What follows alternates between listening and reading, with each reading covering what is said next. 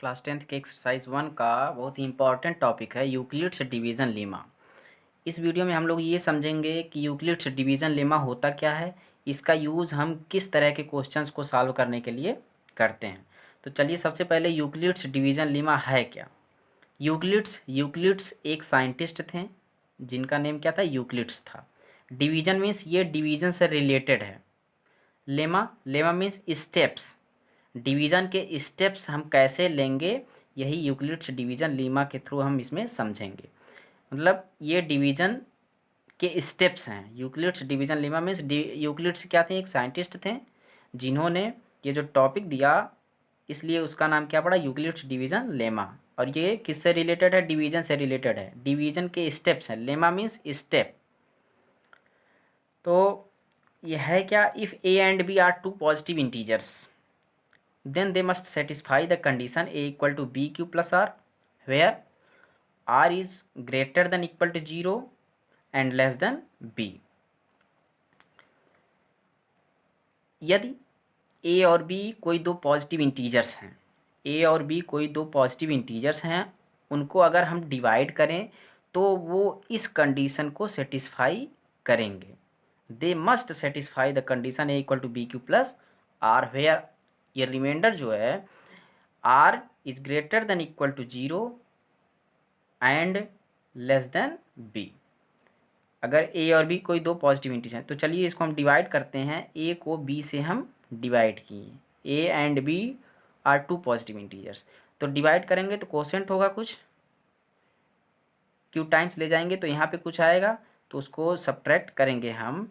तो क्या आ गया, यहाँ पे आते जो राइट करते हैं उसे हम क्या कहते हैं, रिमाइंडर। तो ये जो रिमाइंडर होता है, इसके लिए ये रिमाइंडर या तो 0 के इक्वल होगा या 0 से ग्रेटर देन होगा, लेकिन हमेशा b से क्या होगा, ये लेस देन होता है। ये हमेशा b से r की वैल्यू जो होती है छोटी होती है। और 0 भी हो सकता है, 0 होगा तो क्या होता है, उसका मतलब हम यही समझते हैं कि वो कम्प्लीटली डिवाइड कर रहा है, या 0 से अधिक हो सकता है, लेकिन हमेशा ये b से जिससे हम डिवाइड करते हैं हमेशा छोटा होता है। तो a equal to B Q plus R, ये हमेशा क्या करता है, इस कंडीशन को सेटिस्फाई करता है। एक एग्जाम्पल लेके हम समझेंगे। अगर a इक्वल टू 45 ले लें, b इक्वल टू 6 ले लें, तो चलिए इसको हम डिवाइड करते हैं। 45 डिवाइडेड बाई 6, तो कितना टाइम्स जाएगा, 7 टाइम्स। 6 7 जा 42, रिमाइंडर बचा 3। तो इसको हम राइट कर सकते हैं इस स्टेप में। अगर हम इसको राइट करें तो क्या होता है, a equal to B Q plus R. A के प्लेस पे क्या है, 45। 45 इक्वल टू बी के प्लेस पे क्या है, 6। तो 6 क्यू की वैल्यू 7 प्लस 3। हम इसको इस तरह हम राइट कर सकते हैं। ये जो डिवीजन था, इस डिवीजन को हम ऐसे राइट कर सकते हैं।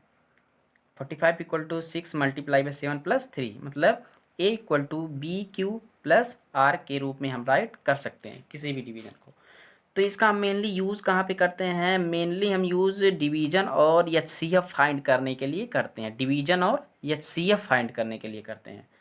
और भी जगह इसका यूज़ किया जाता है, लेकिन मेनली हम लोग यहाँ पे किस में यूज़ करेंगे, डिवीजन और एचसीएफ फाइंड करने के लिए करेंगे। तो एक हम एचसीएफ फाइंड करेंगे।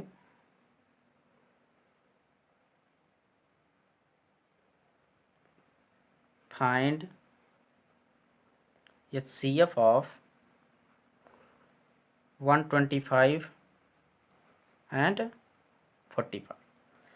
हमको किसका एचसीएफ फाइंड करना है, 125 एंड 45 का एचसीएफ फाइंड करना है। तो 125 और 45 का एचसीएफ फाइंड करने के लिए हम क्या करते हैं, अब इसको हम डिवाइड करेंगे। 125 डिवाइडेड बाई 45, तो डिवाइड करेंगे 2 जा 90 हो जाएगा, 9 3 12, रिमाइंडर बचा कितना, 35। अब इसका जो स्टेप है हम इसको फर्स्ट स्टेप में राइट करेंगे तो ये हो जाएगा A equal to B Q plus R. A के प्लेस पे 125 इक्वल टू बी क्यू मतलब 45 multiply by Q plus R. R की वैल्यू क्या है 35। तो अब नेक्स्ट स्टेप में क्या करते हैं, ये जो रिमाइंडर बचा हुआ है अब इसको हम यहाँ पे राइट करते हैं 45 को यहाँ पे राइट करेंगे। अब इससे इसको डिवाइड करेंगे इसके रिमाइंडर से तो कितने टाइम जाएगा, 2 जा 70 हो जाएगा, 1 जा 10 बचा यहाँ पे। अब फिर नेक्स्ट स्टेप में क्या हो जाएगा, ये ए हो जाएगा मतलब 45 equal to B Q plus R मतलब 35 मल्टीप्लाई बाई 1 प्लस आर 10 हो गया। नेक्स्ट फिर हो जाएगा, अब इससे हम डिवाइड करेंगे इसको 35 3 जा 30 हो गया, रिमाइंडर 5 बचा। अब उसके बाद next step 35 equal to B Q मतलब 10 मल्टीप्लाई बाई 3 प्लस आर की वैल्यू 5। अब फिर नेक्स्ट स्टेप में अब इससे हम डिवाइड करेंगे 10 को मतलब यही यहाँ पे हम राइट कर रहे हैं 10 को डिवाइड करेंगे। अब यहाँ रिमाइंडर 5 बचा हुआ था, अब इसको डिवाइड करेंगे इससे तो 5 2 जा 10। तो नेक्स्ट स्टेप क्या हो जाएगा 10 equal to 5 multiply by 2 B Q plus R. R की वैल्यू क्या है 0 है। लास्ट स्टेप जिस स्टेप में अब देखिए यहाँ पे ये फर्स्ट स्टेप, सेकेंड स्टेप, ये थर्ड स्टेप और ये हमारा कौन सा हो जाएगा फोर्थ स्टेप। मतलब फर्स्ट स्टेप, सेकेंड,